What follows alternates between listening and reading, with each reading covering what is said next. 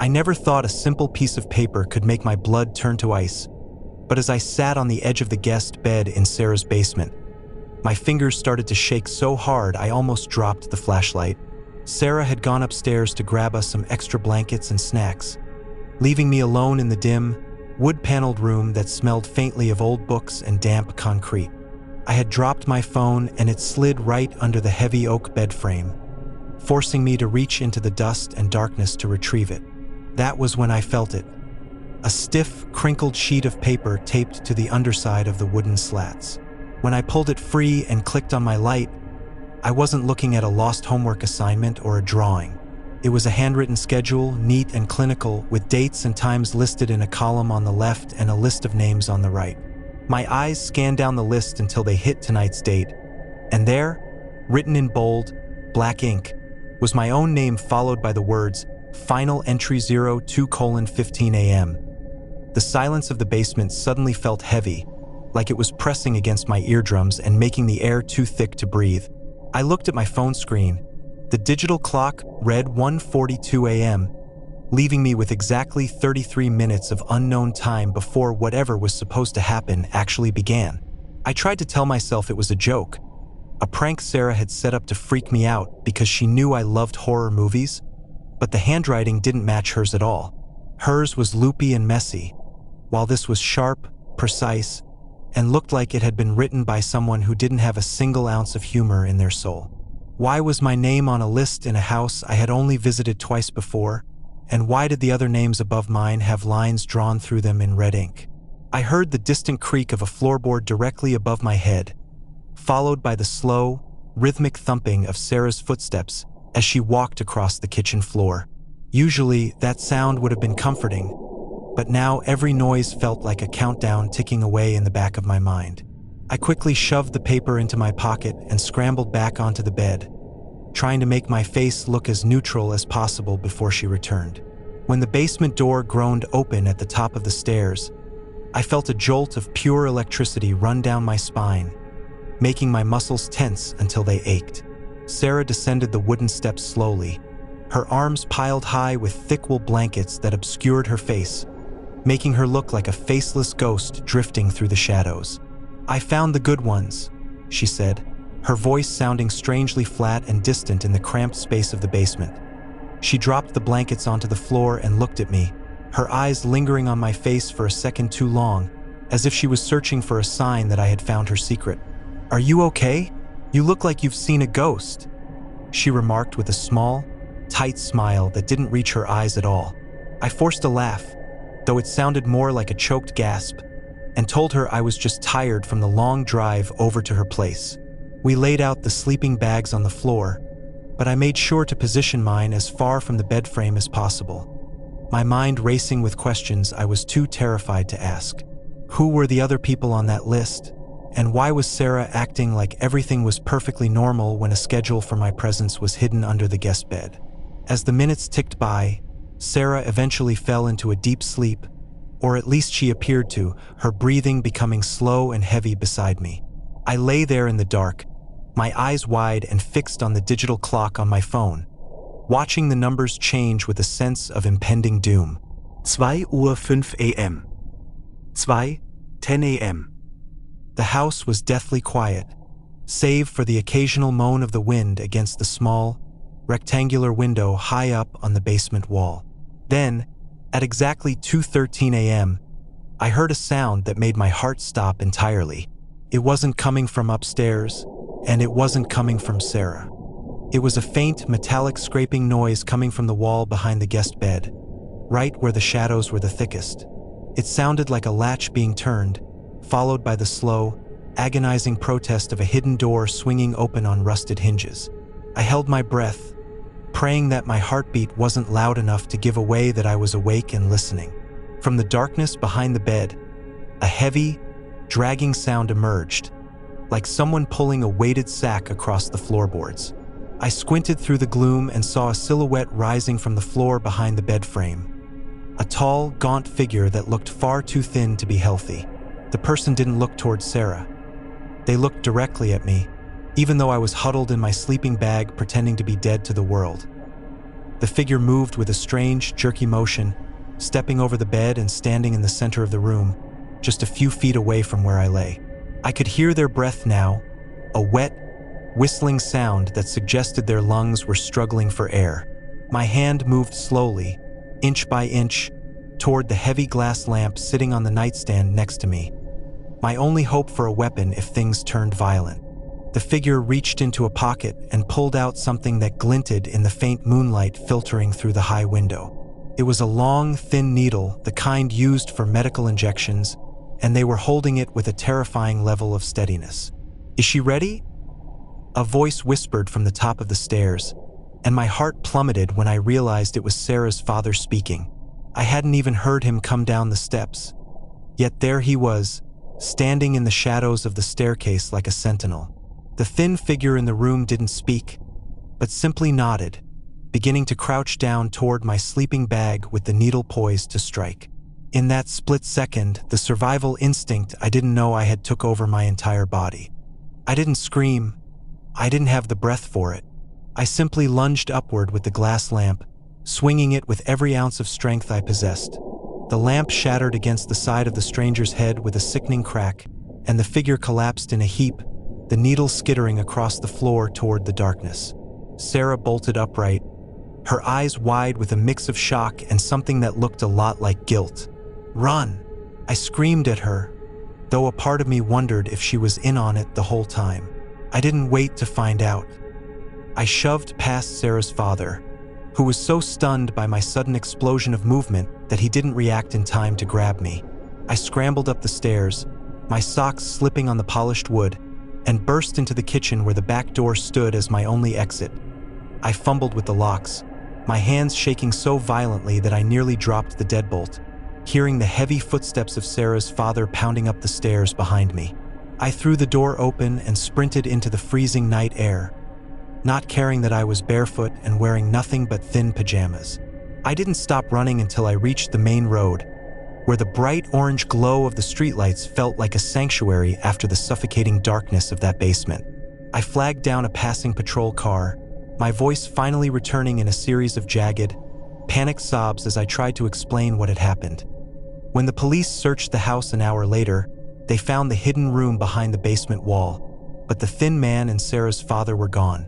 The schedule I had found was recovered, and the names on the list were identified as missing persons from the surrounding counties over the last 3 years. Sarah claimed she had no idea what her father was doing, but the look in her eyes when I had lunged for that lamp told me a different story.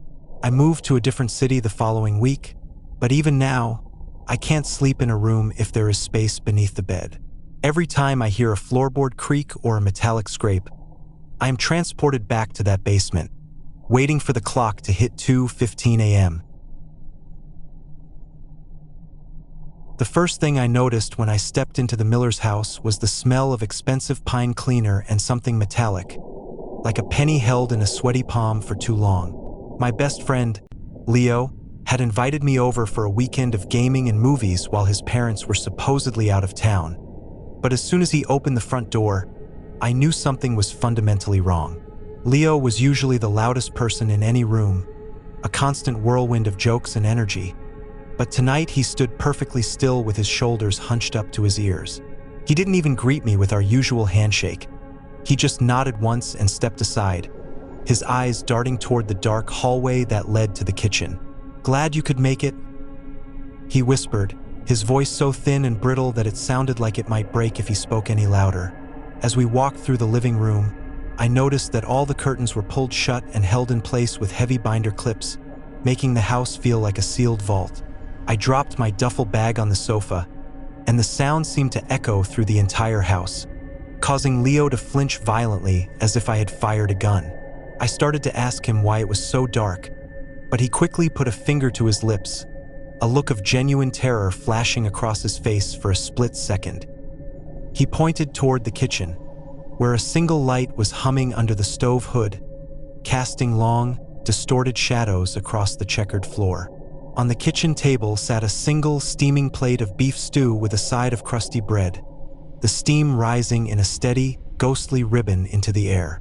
"I thought your brother, Marcus, was away at college for the semester," I said, trying to keep my voice casual even though my heart had begun to drum a frantic rhythm against my ribs.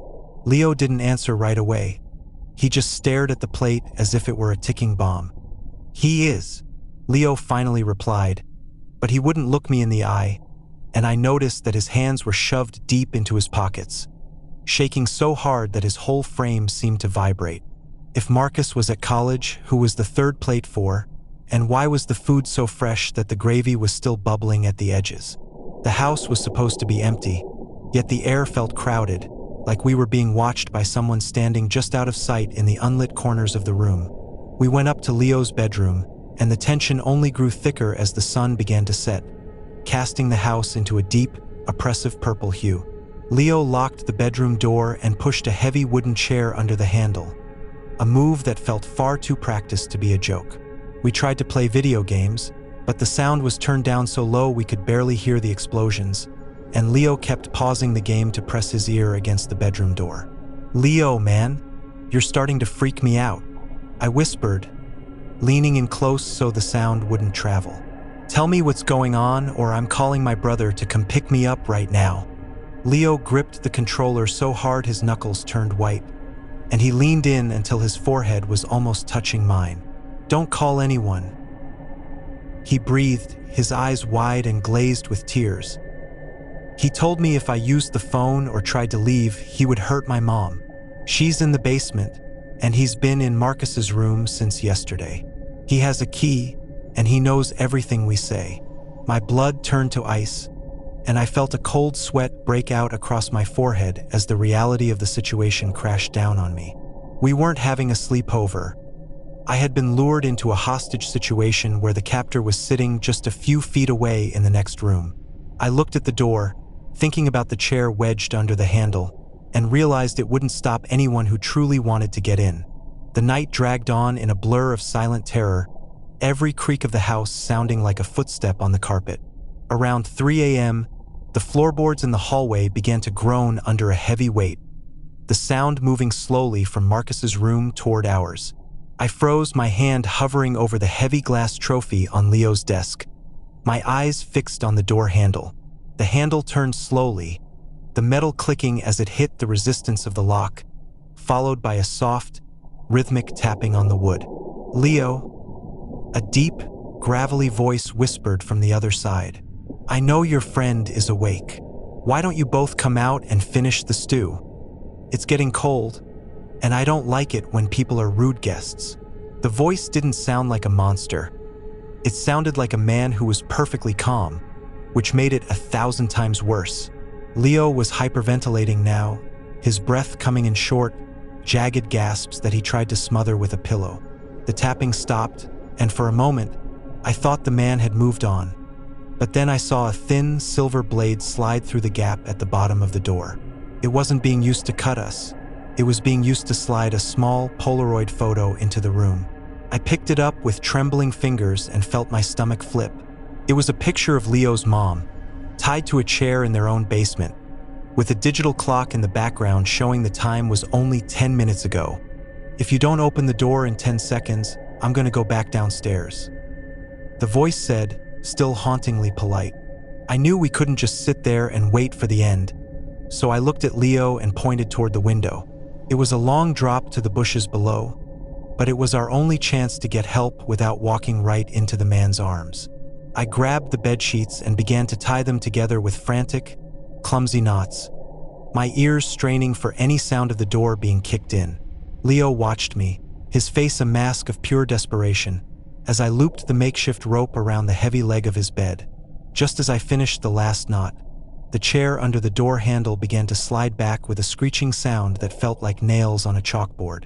The man was pushing against the door with a steady, overwhelming force that the wooden chair couldn't withstand for long. I shoved Leo toward the window and told him to climb, not caring about the height or the darkness. He scrambled out, sliding down the sheets until he hit the ground with a dull thud, and I followed immediately after, my hands burning as the fabric slipped through my grip. I landed hard on my shoulder, the pain flaring white-hot, but the adrenaline kept me moving as I grabbed Leo by the arm and sprinted toward the fence. We didn't look back until we reached the neighbor's porch, where I pounded on the door and screamed for someone to call the police. As the neighbor opened the door, I looked back at Leo's house and saw a tall, shadowed figure standing at the bedroom window, holding the bedsheet rope in one hand. He didn't run. He just watched us with a terrifying stillness until the first sounds of sirens began to echo in the distance. The police arrived in minutes, swarming the house and finding Leo's mother in the basement, terrified but alive. The man, a drifter who had been stalking the neighborhood and found a spare key hidden in a fake rock, was caught trying to climb out of a back window. He had all of Marcus's old clothes on, and his pockets were filled with photos of the family he had stolen from their own albums. Leo and his mom were safe, but the silence of that house stayed with me for years. Even now, when I go to a friend's house, I find myself checking the bottom of the doors for sliding photos and listening for the sound of a third plate being set at the table. The house looked exactly like the one in the photos on the party invite, with its peeling white paint and the overgrown ivy strangling the porch railings. But as soon as the heavy front door clicked shut behind me, the air inside felt wrong. I had been following the GPS coordinates my friend, Maya, had sent in the group chat for the end-of-semester sleepover, yet the living room was deathly silent and smelled of stale cigarettes and floor wax.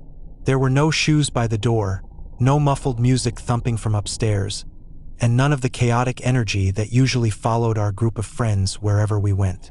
I stood in the narrow hallway, my overnight bag clutched tightly in my hand, feeling a sudden, sharp prickle of anxiety at the base of my neck. "Maya!" I called out, my voice sounding small and brittle in the hollow space of the entryway, but the only response was the slow, rhythmic ticking of a grandfather clock in the corner. A man stepped out from the kitchen at the end of the hall, wiping his hands on a dark, stained rag that made my stomach do a slow, sick flip. He wasn't one of our parents or the older brother Maya had mentioned. He was a tall, wiry man with deep-set eyes that seemed to absorb the light rather than reflect it.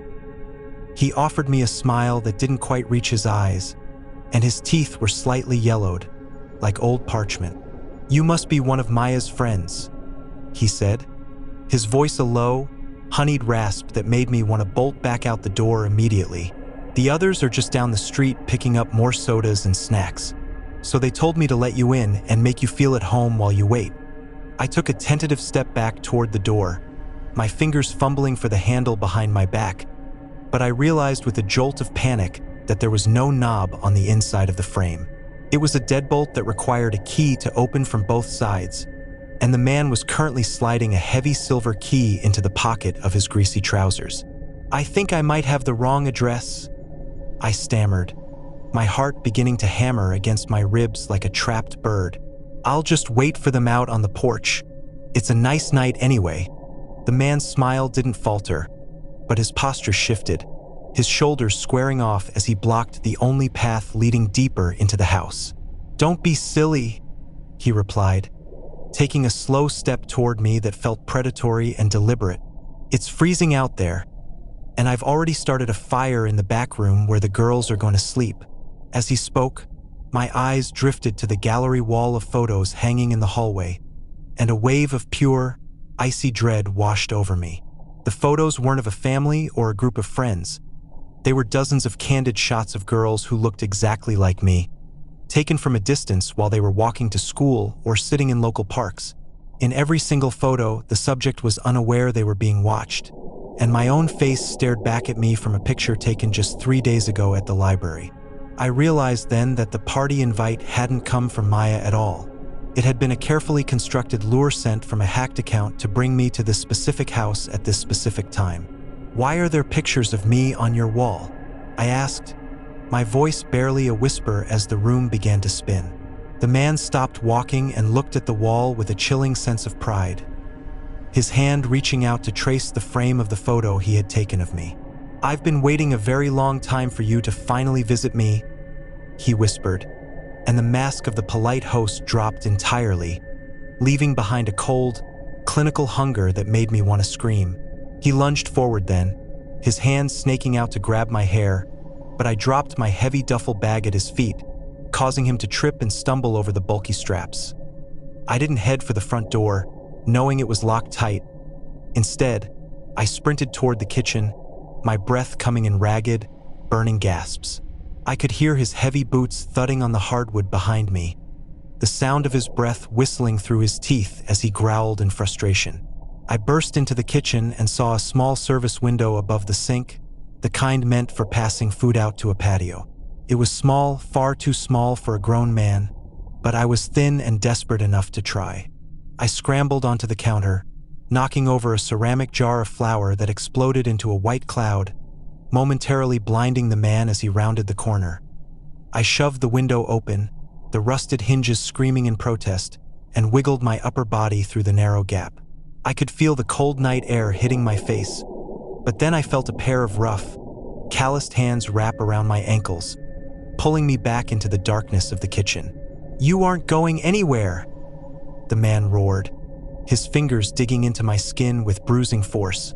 I kicked out wildly, my heel connecting with something soft, his nose or his eye, and heard him howl in pain as his grip loosened just enough for me to lunge forward. I tumbled out of the window and hit the gravel driveway with a bone-jarring thud, the air leaving my lungs in a sharp wheeze. I didn't stay down for a second. I scrambled to my feet and sprinted toward the woods at the edge of the property, not looking back to see if he was climbing out after me. I ran until my legs felt like lead and my lungs were on fire, eventually reaching a gas station nearly a mile away where the bright fluorescent lights felt like the most beautiful thing I had ever seen. The police arrived at the house within 20 minutes, but the man had already vanished into the night, leaving behind a basement filled with locks, chains, and hundreds of more photos of local girls. They found Maya's phone in the trash can. She had been mugged for it 2 days prior, which was how he had sent the messages. I never go anywhere now without verifying the address with a phone call first, and I never, ever enter a house if the person at the door isn't the one I was expecting to see.